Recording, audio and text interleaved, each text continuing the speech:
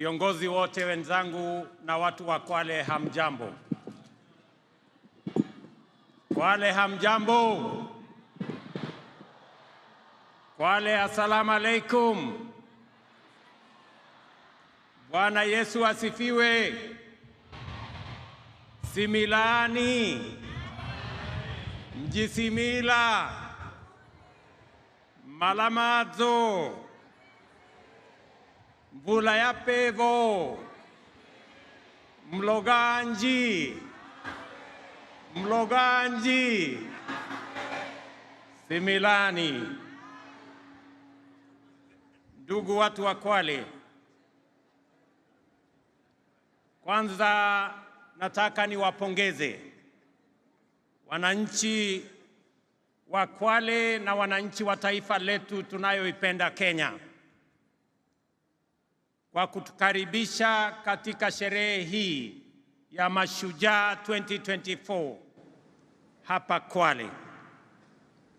Nataka nimpongeze viongozi wote waliofika hapa. Nataka niwapongeze pia viongozi wote wa Kwale hii wakiongozwa na Mama Governor Fatuma Achane.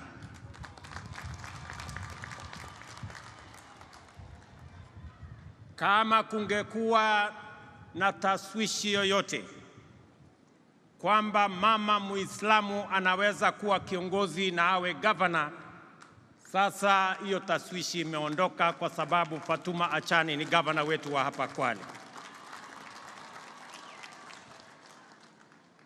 We can now confirm without a doubt that women leadership has a firm place in the Republic of Kenya.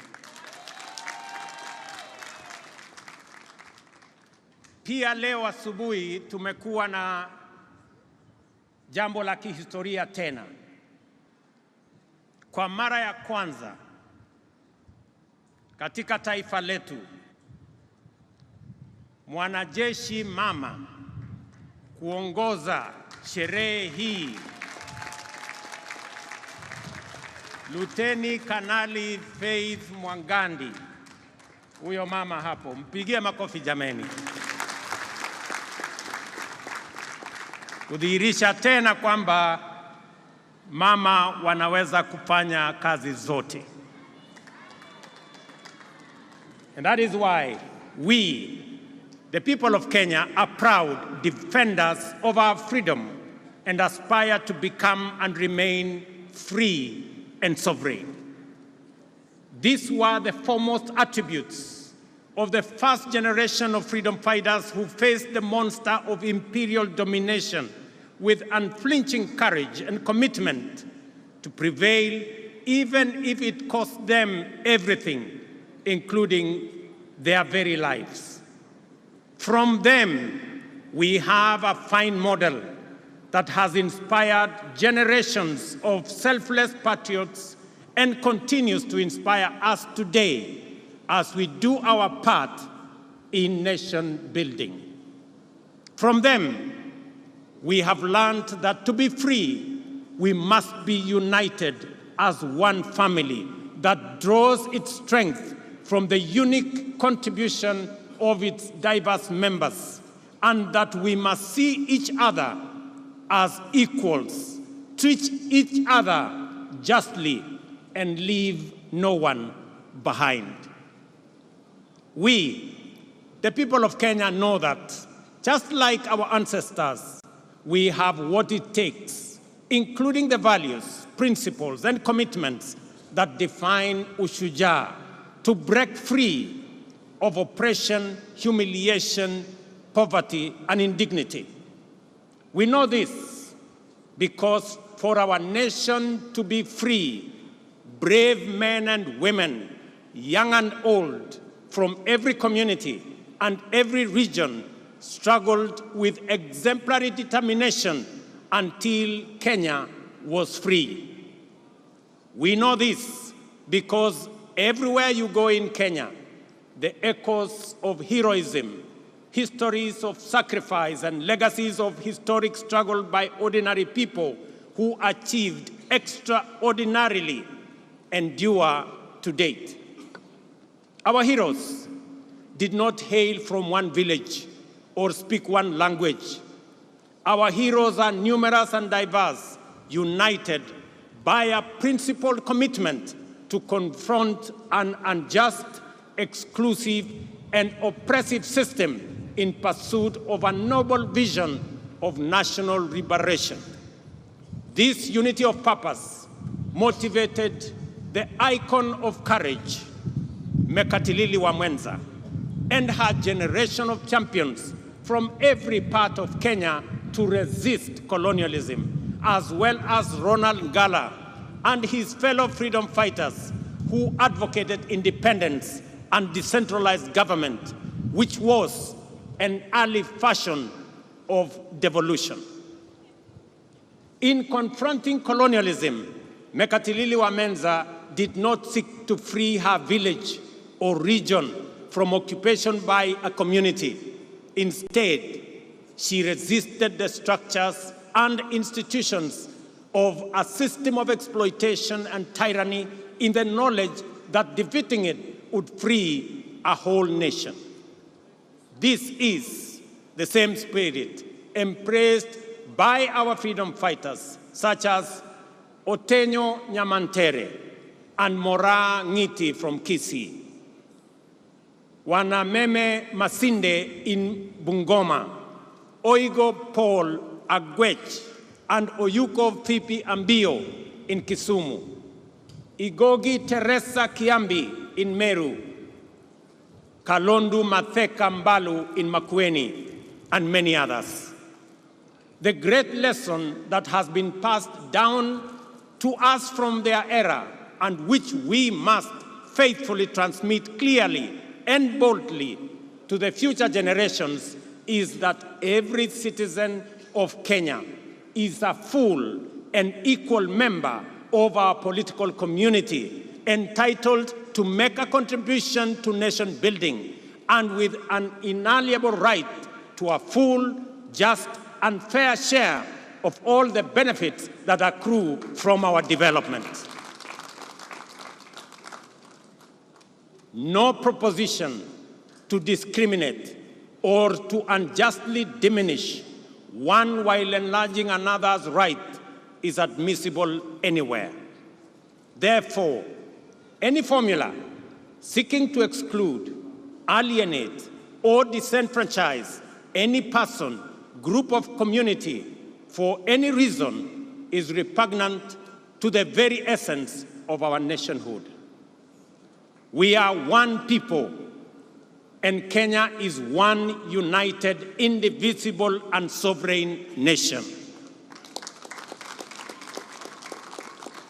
Ladies and gentlemen, freedom came at great cost and was won against overwhelming odds.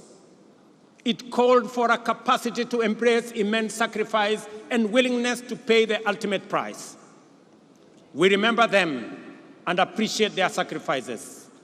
We recognize their achievements and acknowledge that the nation we have today, with its past history and future prospects, is a legacy of their work, commitment, and life.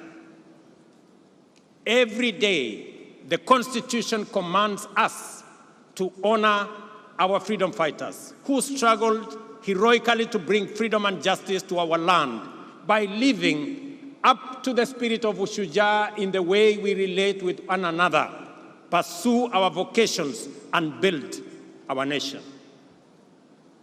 Article 10 of the Constitution shows us how to be mashujaa in our own way, day by day, every day. The freedom fighters were inspired by enduring universal principles and values which have transcended generations and live with us today. Unity, sharing, integrity, courage, determination, and patriotism are our sources of strength in the face of difficulty, risk, and danger. The struggle for freedom is the overwhelming and everlasting mission of humanity, because in freedom lies the opportunity to achieve peace and democracy, health and wealth, justice and dignity, equality and inclusion, as well as unity in the pursuit of prosperity individually and collectively. Freedom is the key that opens the door to sustainable progress in every sector. That is why today we are a modern, competitive economy and a devolved democratic society. Our freedom has allowed us the space to grow and perfect our nationhood, sustaining the spirit of freedom to evolve from the monopoly of liberation movement into a dynamic, pluralistic society where competition makes us stronger. Since the ultimate goal of freedom is sustainable development, the heroic struggle of our time must focus on achieving this through inclusive growth. The ushujaa of our era calls for urgent mobilization to create wealth and jobs, reduce poverty and inequality, and protect our environment. The dedication we bring to these tasks will determine how well we uphold the legacy of Mekadilili, Wamenza, and other freedom fighters. This fact is abundantly clear to us. The persistent unemployment, severe poverty, increasing inequality, and general gross underdevelopment are not only undesirable, but are also unacceptable derogation from the legacy of our mashujaa and the spirit of our intergenerational commitment to freedom. Recognizing this, the government formulated a plan aimed at enhancing dignity and security, creating wealth and expanding opportunities by increasing investments in infrastructure development, essential service delivery, and the productivity of key strategic sectors. The bottom-up economic transformation agenda is Kenya's economic freedom charter, which mobilizes unprecedented levels of investment into the most impactful sectors in providing essential public services inclusively and affordably, multiplying incomes and creating millions of new, good jobs for our many well-educated and highly skilled young people. The priority sectors identified as the strategic pillars of the bottom-up economic transformation agenda have enabled us to galvanize the national development agenda by mobilizing local and foreign investments, significantly improving the reach, efficiency, and impact of services and creating jobs at a sustained incremental rate. We are driving agricultural transformation through major interventions across all value chains, including fisheries and aquaculture, horticulture and food crops, livestock, beekeeping, and rangeland development. Investments are being made to boost production and supply of quality inputs, provide extension services, reduce post-harvest losses, and maximize returns for producers. These efforts are aimed to increase economies of scale through aggregation, agro-processing, value addition, and exports. Let me announce to farmers across Kenya that we have just concluded the process of procuring the next consignments of fertilizer and assure them that the fertilizer that we have will continue to retail at 2,500 as we committed ourselves. Whether it is tea, whether it is coffee, whether it is maize, whether it is wheat, whether it is sugarcane, we will make sure that prices of fertilizer are universal because we have seen its impact on matters food productivity in Kenya and the lowering of the cost of living as a result of reduction of food prices because of enhanced supply. Fellow citizens, in the digital economy, we have invested in developing digital and ICT hubs in all wards and expanding last-mile fiber connectivity across the country, reaching areas previously considered remote and underserved. I must congratulate members of parliament across Kenya for being partners with us in this effort. And I want to encourage all our members of parliament to front load and to prioritize the construction of ICT hubs across Kenya so that we can give digital opportunities for our young people, because these efforts have enabled young digital creators, entrepreneurs, and workers to access opportunities not just locally, but also globally. We have also supported our mama mboga, the boda operators, small-scale traders, construction workers, and others working in the informal and the hustler economy by investing in financial inclusion through accessible loans, capacity building, and regulatory reforms to facilitate their growth. I want to commend the banking industry for extending, just last week, an additional 150 billion in loans and loan facilities to micro, small, and medium enterprises to complement our efforts in making sure that we attend to the people lower in the category. To achieve universal health coverage, we have transformed the provision of health care to enable all Kenyans access promotive and preventive services in addition to curative services. First, under an all-inclusive social health framework, and also through programs like Afya Bora Mashinani, which has onboarded over 100,000 community health promoters who provide health care directly to people in their homes. Ladies and gentlemen, today marks the conclusion of Boma Yangu Week, launched last Monday to celebrate the achievement of our affordable housing program. Throughout the week, we showcased significant progress in advancing this ambitious agenda, which aims to transform lives and livelihoods by providing affordable, decent homes for millions of Kenyans. On this Mashujaa Day, we recognize key initiatives such as the Kenya Urban Resilience Project, the Kenya Informal Settlements Improvement Project, and the National Climate Resilience Program, otherwise known as Climate Works. Under our bottom-up economic transformation agenda, we are committed to striking a major blow for the freedom struggle of our time by eradicating the shame of hunger in the land of plenty, taking decisive measures to significantly reduce poverty, providing all Kenyans with high-quality health care, and enhancing dignity, well-being, and standards of living for everyone. The Affordable Housing Program is central to these efforts, with a target of delivering 200,000 homes annually to meet the growing demands of housing. This initiative aims to tackle the deficit that has left many Kenyans living in insecure, unsanitary, and poorly constructed dwellings, and also fostering the growth of sustainable communities and generating jobs and opportunities across many other sectors.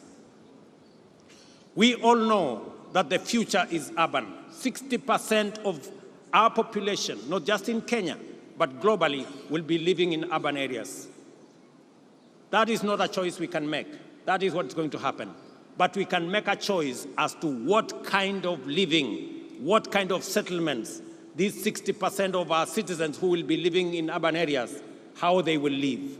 Either they will live in slums or they will live in decent dwellings. It is our choice and the choice of our generation to make sure that when we undergo this process, which is inevitable, and we have communities that are urban, they will be living in decent livelihoods. The progress so far is remarkable.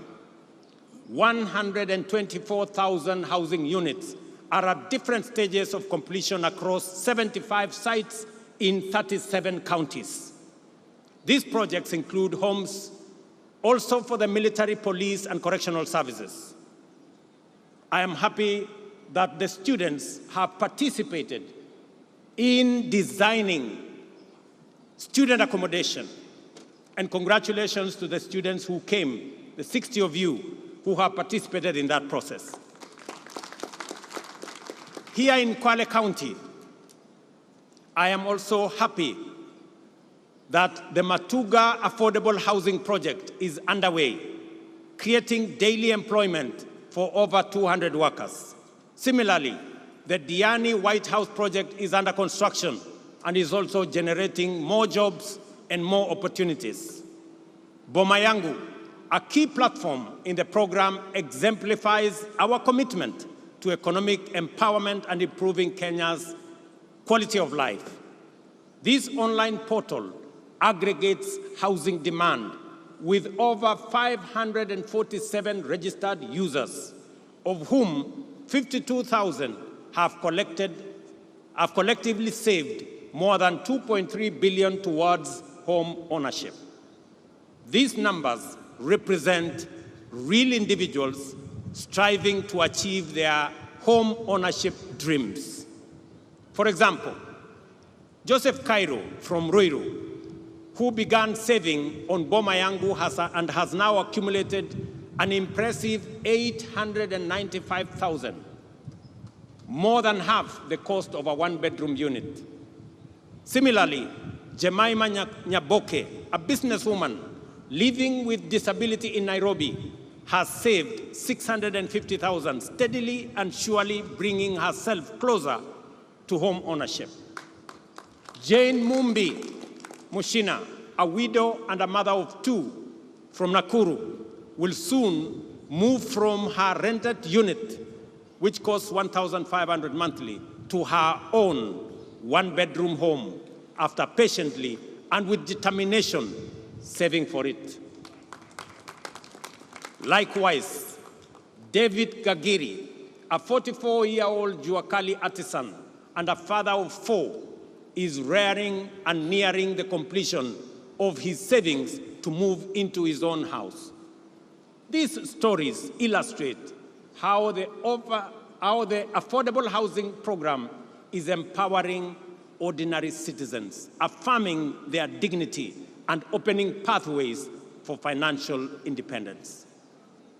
In December this year, just a few months from now, we will achieve a major milestone by handing over 1,080 new studio units at the Mukuru Meteorological Site in Nairobi, with mortgages priced at $3,200 per month. This is to citizens who today pay the same amount but live in a slum, rent that does not qualify them to own the dwelling finally. The revolutionary dimension of this milestone is that finally, mortgages will no longer be the vocabulary of a lucky few, but an accessible, feasible, and convenient instrument of bottom-up empowerment, making home ownership affordable and therefore attainable. The program's benefits extend beyond housing. So far, the Affordable Housing Program has created over 160,000 jobs throughout the housing value chain. While the industry remains predominantly male, we are working to increase female participation to 30%, up from the current 20%. Our collaboration with the Juakali sector has demonstrated the Affordable Housing Program's significant potential to transform local manufacturing. In Kwale, over 200 artisans are providing essential services at various sites, fabricating components such as doors, windows, and cabinet fittings. The success of involving worker cooperatives and artisans has strengthened our commitment to support local businesses. You heard the governor of Kwale enumerate the number of companies that that now work with us. To facilitate this further, the government has allocated Kenya shillings 4.4 billion specifically for payments to MSMEs supplying goods and services under this program. I was especially proud to witness the signing of the 720 million subcontract awarded to Soweto High-Rise Fabricators and Woodworkers Association in Kibra, just the event that you saw us here this morning. This partnership will greatly enhance the business prospects of these Juakali associations, now recognized as bona fide affordable housing program suppliers. Ladies and gentlemen, on this day, it is important for us to remember that the objective of the freedom struggle was for the citizens of Kenya to have full rights and opportunities to live in dignity and achieve a high standard of living with security, health, and wealth.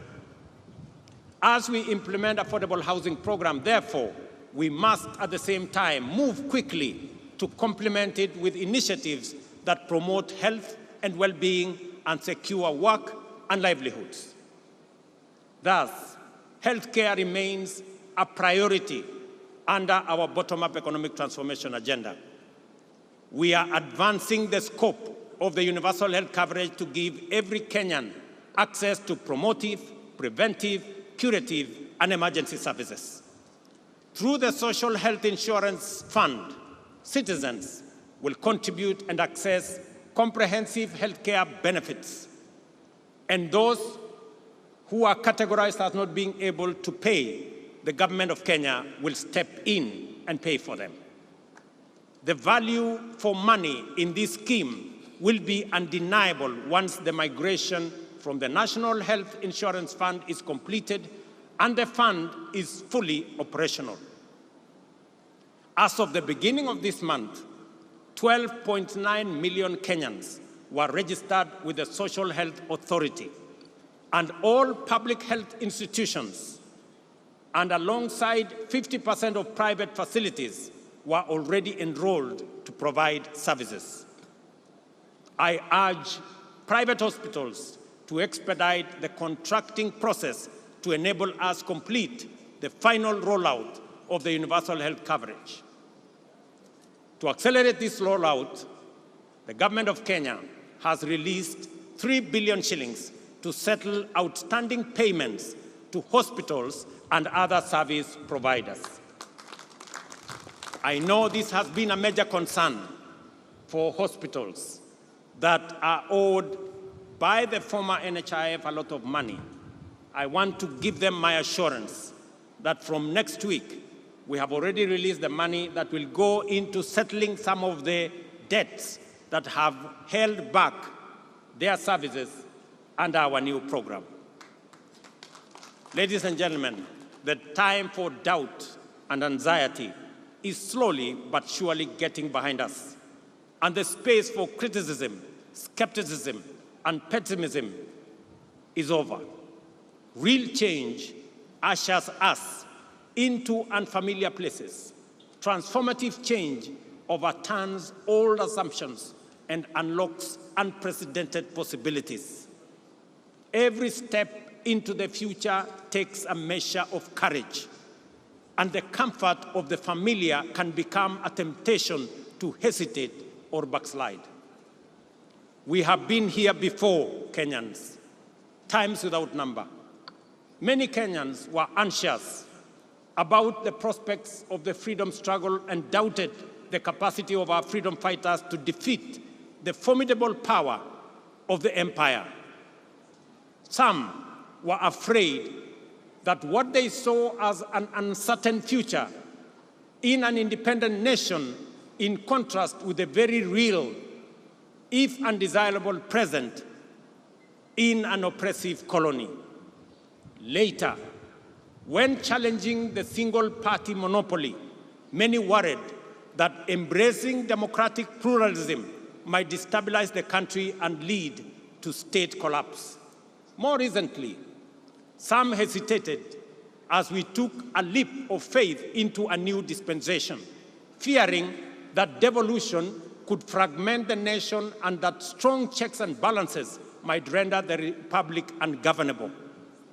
Despite these concerns, here we are, stronger than ever, facing the future with greater confidence and building a strong nation that is respected for its positive contribution, not just at home, not just regionally, but also globally. Independence, multi-party democracy, and our progressive constitution have made Kenya stronger, enabling our country to move forward and upwards, even in the midst of unprecedented challenges.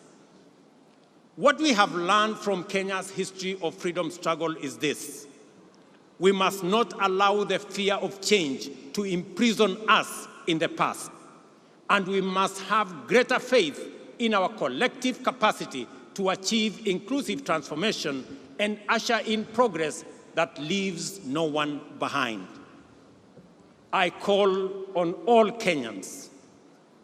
I call on all Kenyans to have faith and a little patience. In matters of weeks, or in a matter of weeks, SHIF will be serving us efficiently and making the dream of universal coverage come true. I am aware that during this transition period, employees of the former National Hospital Insurance Fund will be managed in accordance with the provisions of the Social Health Insurance Act of 2023. I want to assure all the former employees and those now serving under our new outfit that no one will lose their jobs, and that I appreciate their dedication and service during this transition. We will make sure that everybody who has served in the former outfit is transitioned into the current outfit. We have implemented strong institutional and strategic measures to extend the impact of universal health coverage by developing the biomedical, pharmaceutical, and medical supplies production industries. To enhance healthcare delivery and ensure the security of medical supplies, the government of Kenya is improving the overall supply chain, starting with capacity upgrades and the establishment of Kenya Medical Supplies Agency regional distribution centers in Kisumu, Embakasi, and Mombasa. Ladies and gentlemen, the Kiswahili saying, mgaga na upwa hali wali mkavu, is an understated hint of the promise held by our blue economy. Because of the Indian Ocean, Kwale County and coastal region as a whole abound with transformative opportunities of an immense magnitude. At present, the blue economy contributes 20 billion to the economy annually and is expected to increase to over 80 billion in 5 years. This transformation will create thousands of jobs and stimulate regional economy through increased investment in various industries, enhanced export manufacturing, and expanded overall economic activity. To begin with, we are investing Kenya shillings 2.7 billion in the construction of fish landing sites and markets equipped with cold storage facilities across the country, with 1.2 billion allocated specifically to the coast region. Additionally, we are releasing 1.7 billion in grants to support 612 fishing cooperatives and groups in the region. I must commend the Ministry of Mining and Blue Economy for an excellent job that they are undertaking. The Shimoni Port, Kenya's first dedicated fish port, is now 82% complete. I came to start that project months ago. I'm very happy with the progress that is made. Once finished, it will boost the fishing industry by increasing the handling capacity by 50,000 metric tons of fish annually, thereby promoting value addition for both domestic and export market. To promote and enhance aquaculture and mariculture in the country, the government is investing 2.4 billion, including 1.4 billion allocated specifically for the Coast region in the development of the National Mariculture Resource and Training Center in Shimoni, here in Kwale County. This center will serve as a catalyst for the growth of productive and profitable mariculture. It will function as a marine fish seed breeding and multiplication center, facilitate research and innovation in mariculture, and offer training for fish farmers and students. To increase fish production and facilitate the transition of fisherfolk to deep water and exclusive economic zone fishing, the government has procured and distributed 123 fishing boats to local communities. And additionally, we plan to acquire deep-sea fishing vessels for offshore fishing with a total budget of Kenya shillings 600 million allocated for this purpose this year. Ladies and gentlemen, the affordable housing program, healthcare reforms, and blue economy investments go beyond infrastructure. They embody our commitment to dignity, opportunity, and prosperity for many Kenyans. We invite the private sector to join us and drive up the scale of these initiatives to provide opportunities for more Kenyans to take part in achieving lasting transformation. Together, we are building a brighter future where every Kenyan has the opportunity to thrive and winning the freedom struggle of our time. Let us remember the example of our first Mashujaa and be inspired by their values, achievements, and legacy. Let us do our part to promote national cohesion and inclusion and to combat division, tribalism, and exclusion. Let us remember that without unity, our freedom and our future would be under threat. Together, we are unstoppable in pursuit of our aspirations and immovable in the face of any challenge. By embodying, championing, and defending our national values and principles of governance every day, we will be able to live up to the monumental legacy of Mekatilili Wamenza and other heroic men and women who blazed the trail for the patriots who followed and built a nation that present and future generations will be proud of.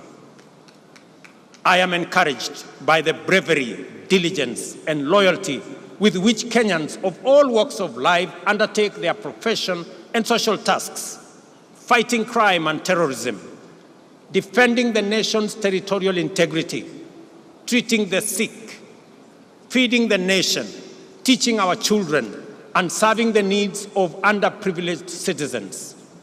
To you all, I convey the gratitude and appreciation of all Kenyans. It is in these things that heroism lies. The fact that we must do them every day doesn't make them any less heroic or extraordinary. Ushujaa is doing ordinary things in extraordinary ways. Therefore, whatever our vocation, let us apply ourselves with zeal, because that is how great nations are built. Ladies and gentlemen, watu wa Kwale, ndugu zangu watu wa Kenya, nimefurahi sana kuwa kati yenu katika sherehe hii ya muhimu, sote tukiungana na tukihakikisha kwamba kazi ya kila mtu isidharauliwe na mwingine. Wale wote mnaochangia katika sehemu zote, yule unayesukuma pale wheelbarrow ili tuweze kujenga affordable housing, yule unayepiga randa, ndio tuweze kuwa na milango na madirisha na mambo mengine ambayo yatatusaidia kuwa na manyumba ya sawasawa. Walimu pale shuleni, munapojitolea kufundisha watoto wetu. Wakulima shambani wanaofanya bidii ndio tupate chakula. Askari wetu ambao wanasimamia usalama wa taifa letu la Kenya. Wafanyabiashara wetu ambao wanafanya bidii wakiamka mapema. Nyinyi wote ni mashujaa wa taifa letu la Kenya kwa zile majukumu mnayofanya.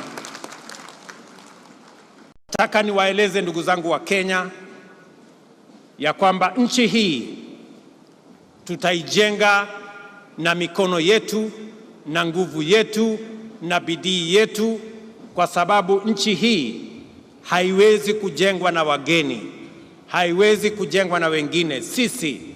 Hii ndio nchi Mungu ametupatia, na ni jukumu la kila mmoja wetu, mahali popote ulipo, utoe mchango wako kwa uzalendo, kwa kujitolea, kwa bidii. Na mimi nataka niwahakikishia kwamba tutafaulu kama nchi ya Kenya tukifanya hivyo, tukiwa tumeungana pamoja. Mwisho kabisa, nikiwa hapa Pwani, tumekuwa na jambo ama donda sugu la mambo ya ardhi.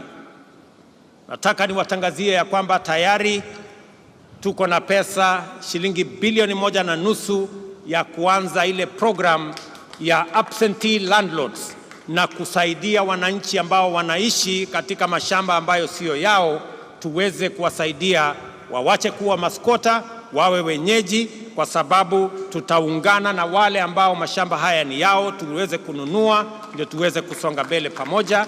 Na mimi nataka niulize magavana wetu pamoja na wabunge na wale wengine wote, tuungane katika safari hiyo, ndio tuweze kukomboa watu wetu kutoka mambo ya uskota. Asanteni sana watu wa Kwale, asanteni sana ndugu wa Kenya. Thank you very much. God bless you all, and God bless our great country that we love, Kenya. Asanteni sana na Mungu awabariki. Naomba kwa heshima sote tusimame kwa wimbo wa taifa. Kwa heshima sote tusimame kwa wimbo wa taifa.